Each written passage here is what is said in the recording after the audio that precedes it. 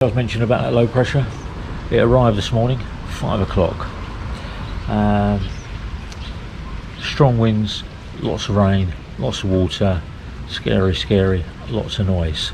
It's 3 o'clock in the afternoon, and I'm out on the balcony. It's still drizzling and a bit wet. It's still got water laying on the road. Very overcast. Anyway, today going to be talking about loans.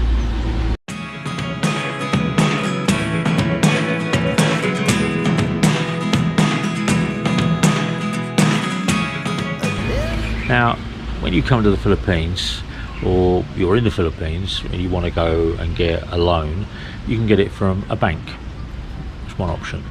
If you're going to buy something like a washing machine or a fridge, you can do in-house financing with MCOR or SM appliances or anything like that, and that's a simple way of doing it. Or you can turn around, if you want to buy a scooter, you get the in-house financing for the scooter or the motor or the motorbike, and you can also turn around and do the same with a car. And you can also do the same with houses, where you turn around, or apartments or condos, where you turn around and you sign up for a loan after you put down the initial deposit. Now, what I've learned in the last 6 years being in the Philippines is cash is king. Never forget that. Cash is king. But once you've spent your cash, it's no longer king. It's your asset that becomes the king. But what I found here in the Philippines is the asset can become a burden. So your cash works for you when you've got it. When you turn around and you buy a condo, or you buy an apartment, or you buy a house, or you buy a car, or you buy a scooter, those items become, or you buy land, they become a burden. Because, and I'll explain, if you've bought it outright, you've still got to turn around and make payments, and you've still got to turn around and pay taxes on your asset, whether that's land tax, property tax, revenue tax, income tax, capital gains tax, death tax. You still pay tax. Now, go back to loans. This is where it gets a little bit tricky in the Philippines, and a lot of people get caught out. So be careful, guys. Be careful. So if you're going to turn around, let's forget fridges and anything that's under 300,000 pesos, shall we say. Let's just turn around and concentrate on substantial investment, like a car, like a big bike, like a condo, or like a house, because they are all intrinsically linked in the loan, or the hire purchase, or the purchasing format that you're going to pay back to whoever you're borrowing the money from. Now, a lot of places here will do in-house financing, which means you turn around, 0% finance, all that stuff is put up on the front for you, so you can actually get drawn in. Nothing's 0% finance, because it'll always be added to the price of the property or the product that you're going to buy.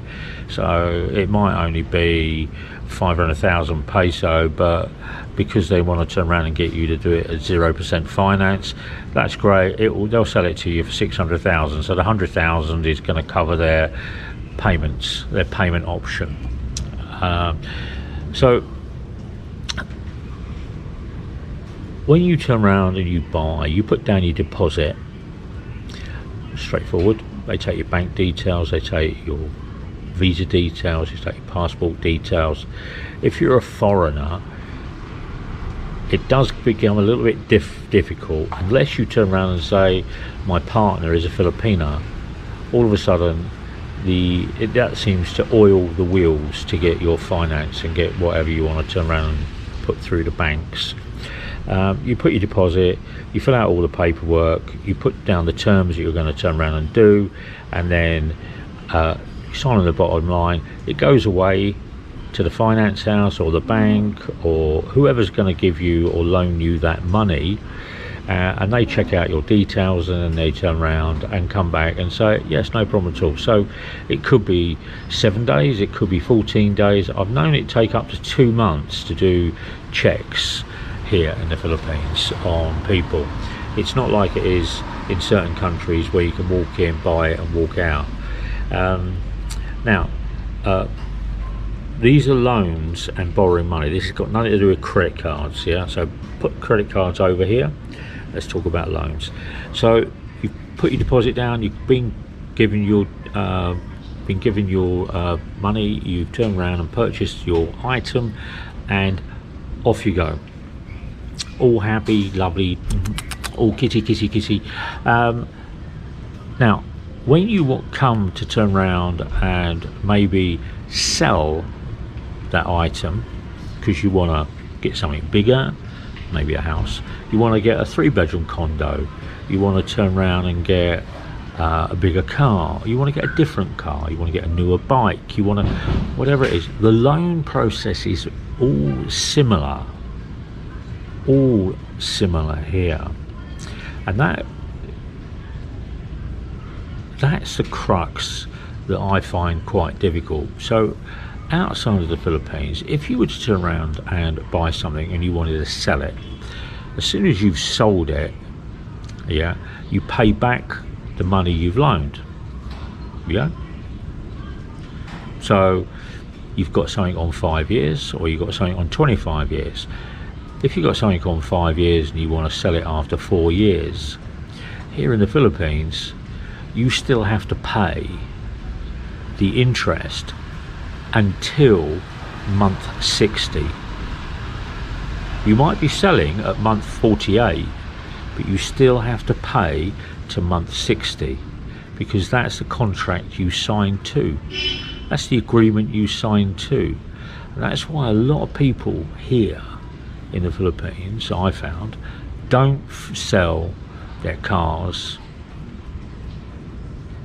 under 5 years. If that's the loan agreement, they'll just keep the car and keep the car and keep the car, and then when you've made all your payments, then you have to go and get your certificate of registration, your OCR, because the bank holds the registration on your vehicle.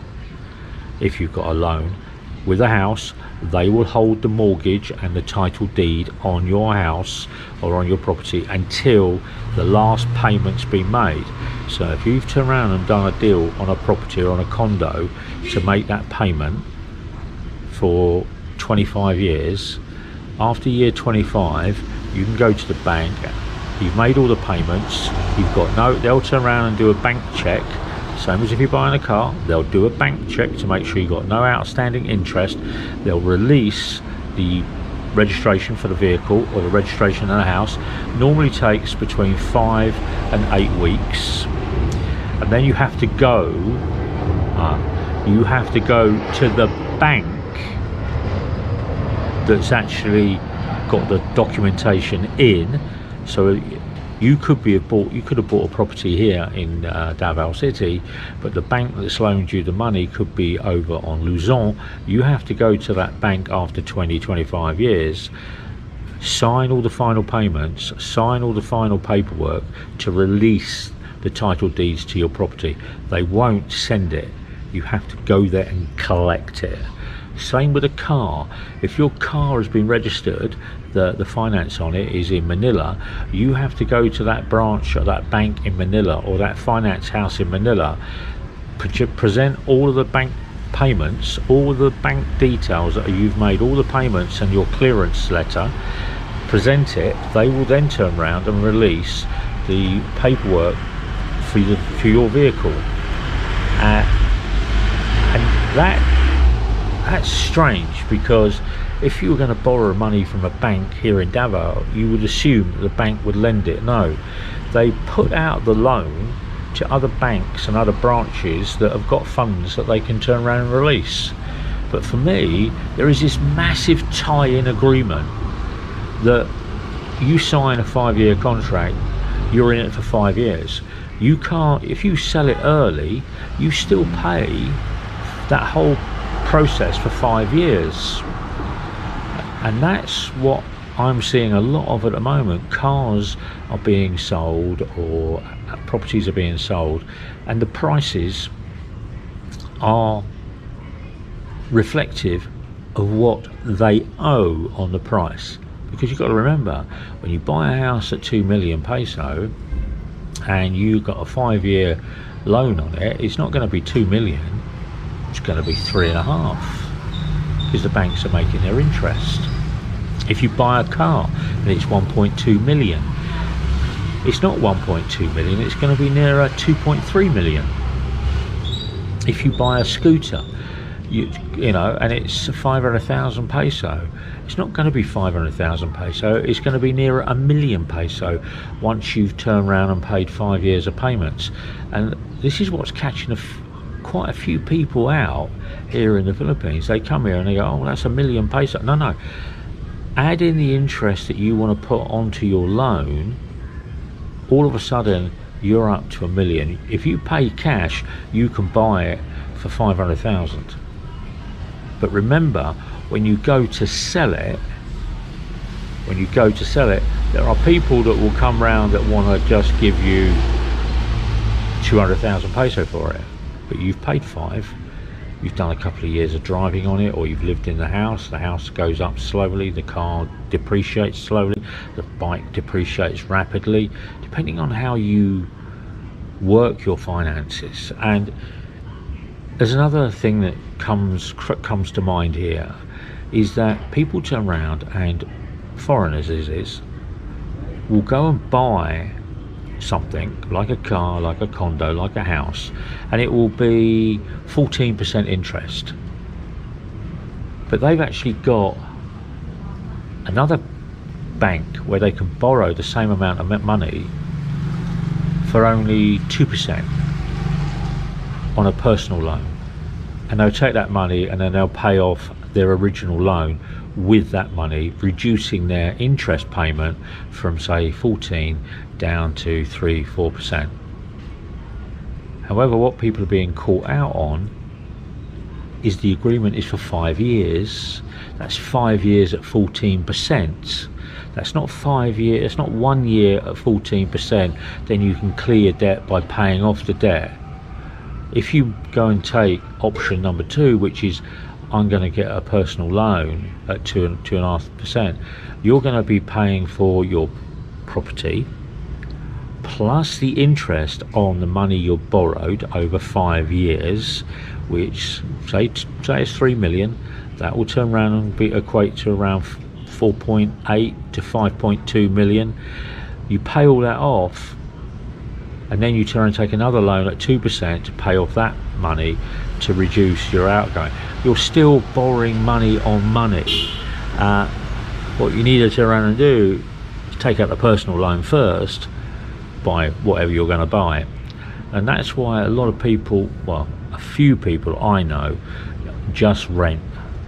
Because once you get into that financial trap of borrowing money, it's borrowing for a period of 5 years, 10 years, 15 years, 20 years, 25 years.